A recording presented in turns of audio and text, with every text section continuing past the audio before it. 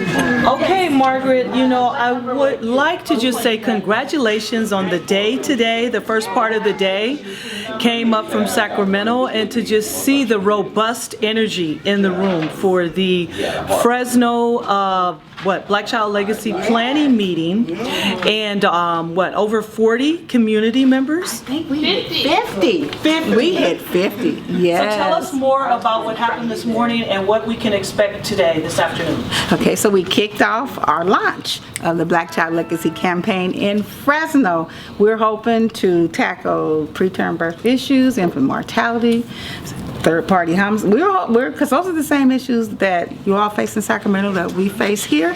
Not sure what'll bubble up through our process and our data, but I know it looks pretty much the same. So I was really excited. We didn't have a lot of prep time, but Miss Kendra said we're going to do this thing, and the community came out robustly. I'm so happy. Well, we got our first contract in 2010 with Fresno County because we wanted to tackle the overrepresentation of African American kids in the child welfare system, and community responded. Just a small group of us, but we've been going strong, and we for the past 7-8 years, and have solidified into an entire agency. We started out just as a group of concerned folks, and now it's Cultural Brokers Inc. with over 16 employees providing cultural broker services and parent partner support. Outstanding. Well, Margaret, you guys are just doing an incredible job. Again, this morning was great. We are looking forward to the Black Motherhood and Fatherhood forum this afternoon. Yes. And I've been seeing participants arriving, and we're going to be here until 6:30. And we have dinner and food for everyone. So I'm excited about that, and about the work that we're going to be doing moving forward. Thank you, and thank you for supporting us. You're welcome. So we're gonna go ahead and get started. Thank you all for coming on this Thursday afternoon to participate on behalf of Sierra Health Foundation, as well as the SAC Cultural Hub, and also Public Health Advocates. We're really excited, and of course the Black Child Legacy Campaign. We're really excited to have you here today and to participate in this event. I am the mom of the 8 boys that you saw running around here. They're all mine. Besides that, I really wanted to be a part of this after my mom told me last night, because I don't see a lot of women like me. My kids are in Head Start. I'm a delegate for it. I help with EOC.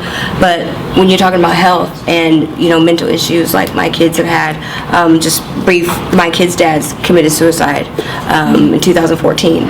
So after that, my children, trying to find them help and stuff like that, you couldn't find it. And then as a mom, how do you cope? How do you work? At the same time, trying to take care of your kids. So having this is huge. And so I wanted to make sure I got here for any of the resources or anything like that.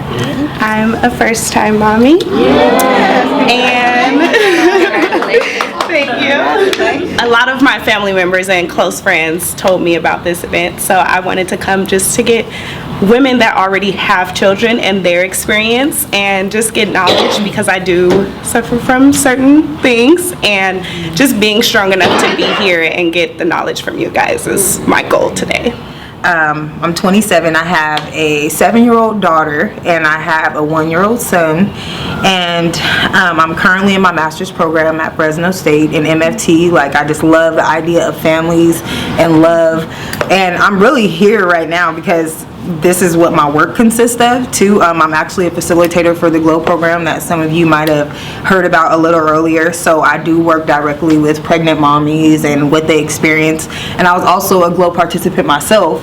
So it was definitely a transition coming from the program and then actually helping support these women too. But right now I think I'm really interested in the ideas of families and that structure and parenting and how we can help heal and help our Black families thrive. So I think this is just a piece of it. So that's why I'm here, and I'm happy to share. Thank you. I'm helping co-parent with my grandsons after my son-in-law passed away. Now, my background is I have a degree in criminology, one in business, and a minor in corrections, and one in child development. I think it's important to always educate yourself. I'm also the commissioner for EOC. So I was voted in on this particular process, so I will be watching over 3,300 families and supporting them and getting all the information I need for those families. I'm here because I wanted to gain knowledge, and especially there's something for us black mothers, something we can call our own, and we don't really get that much. Just coming to find more women that look like me and here for support. My daughter, she's 7 months old. She's a Spitfire, but I'm also part of the number of preterm births because she was born 5 weeks early. So I have some experience to impart as well as some wisdom, and I'm also here to gain wisdom and lend my support with other women. Do you think that black mothers experience motherhood differently than white mothers in this state? And if so, why? Like the neighborhoods, for instance. When I was little, my mom had to think about that. My dad had to think about that, about how we were going to navigate to school and things like that, where in other neighborhoods you might not have had to think of that way. Almost like a safety plan for your child. And I'm not saying that that's for all families, African American families, but I know for me, the first thing I thought about my children, because they are so biracial, they're mixed with 4 different things, is putting them in the best situations, even from being a baby. That was Head Start. Is there anyone who looks like them? So that way I can help them navigate, through life, instead of going to schools where it was, all white kids. No one looked like them. They couldn't relate to anything. So I know, as a mom, that's something that we actively, think about. The plan is different. You know what I mean? And sometimes it's a rescue plan. I think I can speak on kind of the perception you have of a black mother when she comes into a school setting by herself, versus a white woman walking into a school setting by herself to defend her child for whatever reason. I feel like a black mother is given less respect in some shape or form. And that's something I'm actually working on with my own family structure, kind of making sure that my daughter's father and my son's father, my fiance, that they are in these spaces when our children need us, because I just feel like you get a little more respect when they see a 2-parent household. It's like they automatically assume, because we are a black woman, we're single, and we don't care.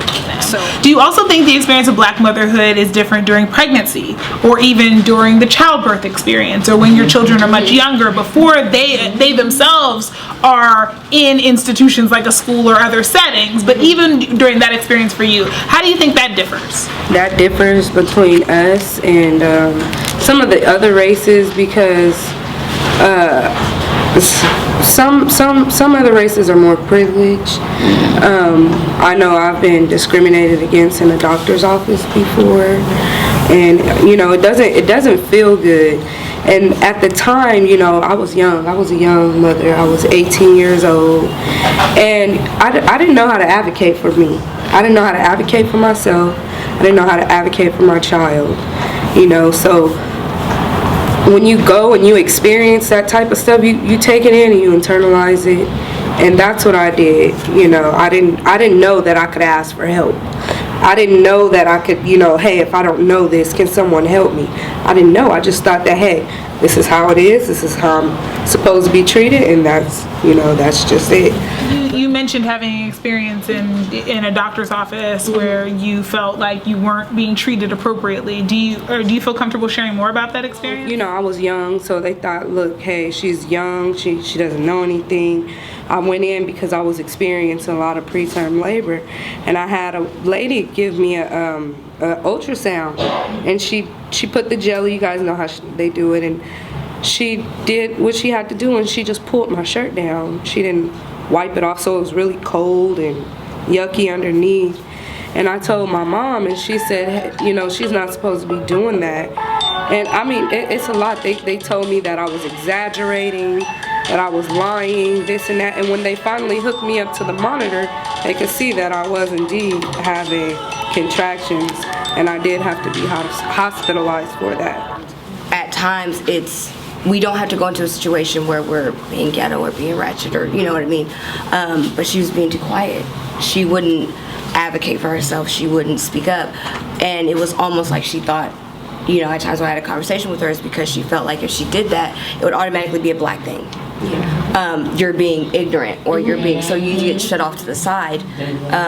Instead of, but if someone who wasn't that color, who wasn't our color, did it, oh, she's just trying to, advocate for herself. She's trying to get answers. If you stand up for yourself, it's automatically, I've had them tell me that I'm very rude, I've been cussing, and it's crazy because my mom has been there and I haven't said anything. I'm just standing up and asking questions and standing up for myself, and they take it as, oh, you're the angry black woman, or, they're uneducated, she doesn't know, just push her to the side, Whenever I was left to die, and it was really heart touching, because that day I had went in and I had got seen, and my fingers were like the size of 3 fingers already, my whole hand, and he was absolutely telling me that nothing was wrong with me, and just that sense that I have from God, that relationship. He just said something wasn't right. He said, go in. The Lord just kept impressing on me, go. And when I got there, everybody was like, I'd say like maybe 7 or 8 people came around me, and they were like looking at me, and I was like, what's wrong? And they said, oh, nothing, we're just getting you upstairs. They got me up there, and 30 minutes later I went and took convulsions, and my blood pressure was like 300. It was death. And so they put me in a room, tried to get it down, and it still couldn't get it down. And then they called Dr. Smith and told him, look, we're gonna have to do an emergency. See, you gotta get here. And they said, he's taking too long, we're gonna have to do it without him. And they waited, and then he got there, and then he said, you're very sick. I don't want to hear that, because I called you and I told you, hey, I'm feeling weird. He goes, I saw you, and I said, but I'm telling you, I'm not feeling right. And he refused to see me. And then they had called my mom and said, which one do you want us to save, the baby, her? It's a 50-50 chance, He messed me up inside, and he goes, I won't dare go back in and fix you. Well, you shouldn't have never, if you couldn't do what you started to do, then you shouldn't have never done anything. Then he made a statement where, I said, I want to fix myself because I'm getting mad. He said, why don't you go date women? Are you interested in dating a woman? Now I thought about doing something about, he said, why don't you go try being with a woman? Where'd that come from? Are there places where you're more likely to experience blatant racism than others? And are there places that you're more likely to experience more subtle racism than others? And if you could talk a little bit about, like, where do you experience blatant racism and where do you experience subtle racism? One of the things that's coming up is sort of social support, right? So the ability of you to be able to step in when your daughter's not able to because maybe she's working or doing other things, and vice versa. And so I'm really curious to know, for those in the room who've had experiences during their pregnancies and thereafter, who was available to you to be able to be supportive? Was it, your nuclear family? Was it parents and siblings? Was it your extended family, aunts, uncles, cousins? Was it your friends? Like, who were the people who were sort of there to be able to support you during your pregnancy? At that point, I had to find some form of support. I was lost. Like, my mom was my... I don't do this, but you know what? You with your sisters. It's that time of year, though. She was my matriarch. Yeah. So when I had my son, I joined BIH, I joined GLOW, and my fiance, thank God, was just super supportive, but I had to use that. And then I had some mentors who kind of stepped in for me sometimes, but I wish I had my mom and my family. Yeah. They're not here. I'm from Stockton. So, I've always been here for 10 years now for college, and I've always just had to find my own forms of support. But you know what? I am grateful for BIH and for GLOW, because, man, those things connected me to everything that I needed at the time. But I wish I had, like, looking at generations, that's a trigger for me. I right now, this part of my life, I hate sitting here watching this. It hurts me because my daughter doesn't get to feel my mom, and I don't get to sit next to my mom and share that with my baby. But I'm learning to, cope with that. And I'm hoping girls who feel like I feel, I can share what I'm sharing with them and help them get through this, because I feel my mama. I do. I feel her all the time. I feel her right now, you know, like. Yes. But man, thank you. I want to make sure other folks get a chance to talk about the parental leave and your thoughts on it, whether you took it, was it enough, what it would be ideally, so feel free to jump in. I'd worked at one point 2 jobs, and it was always hard because at the time their dad, it wasn't certain what his income was going to be.